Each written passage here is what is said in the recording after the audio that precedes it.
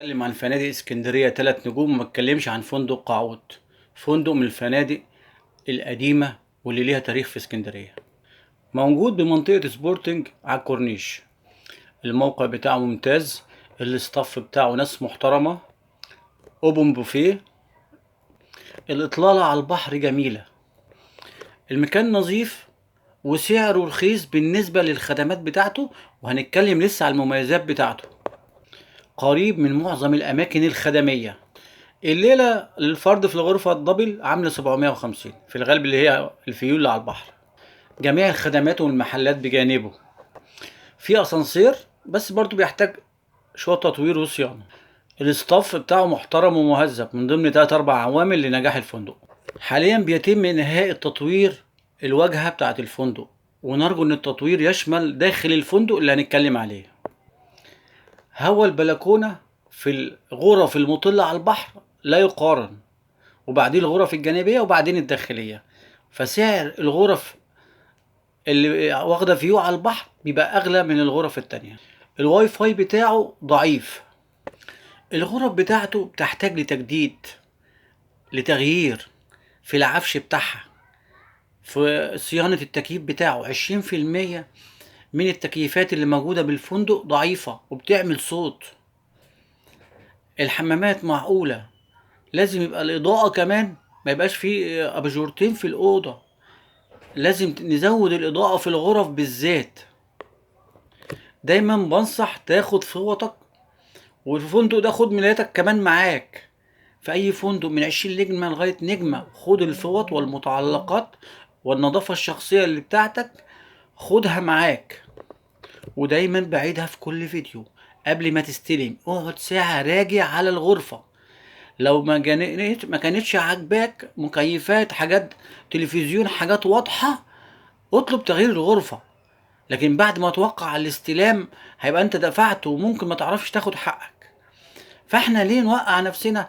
انا راجع على الغرفة، وفي حاجات بسيطة ممكن اكتشفها بعدين، لكن انا اول ما استلم عشان في نزلة بتشيل ذنوب نزلة تانيين.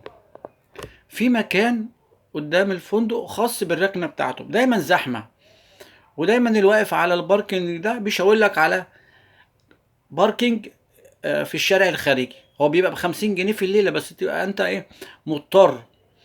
لا عرفت تقعد في الباركنج بتاع الفندق ماشي، ما عرفتش تبقى عارف ان في باركنج في الشارع الخارجي جنب الفندق. هو قريب من القلعة ومن المولات والمراكب السياحية. زي ما قلنا، في الخدمات حواليه، في سوق متكامل خلف الفندق. في حالتين: الناس اللي بتحب الفسح وما بتقعدش كتير في الفندق واخداه نومة، تاخد الغرف الجانبية او الداخلية. الناس اللي بتحب المنظر في البلكونة وتقعد على البحر تتفرج عليه وقاعدة في الهواء الجميل بتاع الفندق، تاخد الغرف الأمامية وتدفع فرق. الفيو، تعامل الناس، الحاجات دي هي عايز اقول لك هي رمانة الميزان بتاع الفندق.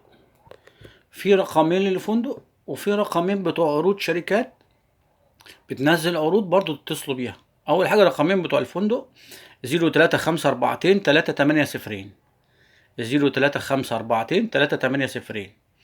الرقم التاني بتاع الفندق الموبايل 010 1411 7711. 010 1411 7711.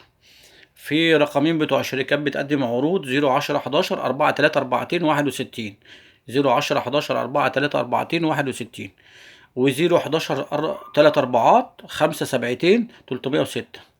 011 3 4 5 7 306. دي ارقام شركات بتقدم برضو عروض.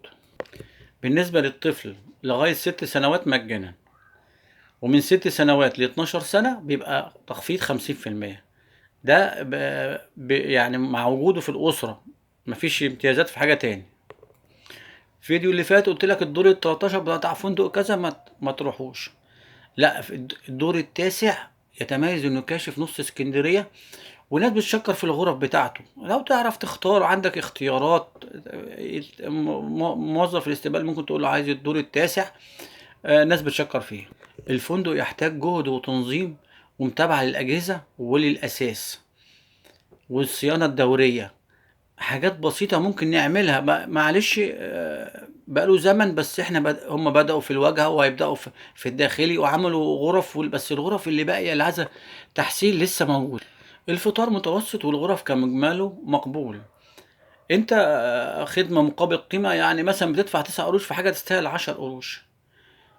مش حاجة ب150 قرش هتدفع 90 قرش، لا، النسبة قريبة. فانت برضو على قد الفلوس اللي انت دافعها. دايما بننصح مقتنياتك غير الفوط وغير الاشياء الداخلية، مقتنياتك الغالية.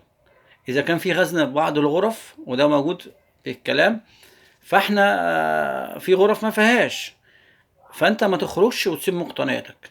معظم الفنادق الثلاث نجوم الهاوس كيبنج بيخش ليه وقت بيخش فيه موجود مش موجود. فاحنا مش بنقول حاجة على اللي شغالين في الفندق ده او غيره، بنقول ان حاجاتك الغالية تبقى معاك وفلوسك تبقى معاك. قناة مسك الخدمات الافراد والتجار، اذا كنت قدمت لكم اي معلومة مفيدة فكل الرجاء عمل لايك للفيديو. والسلام عليكم ورحمة الله وبركاته.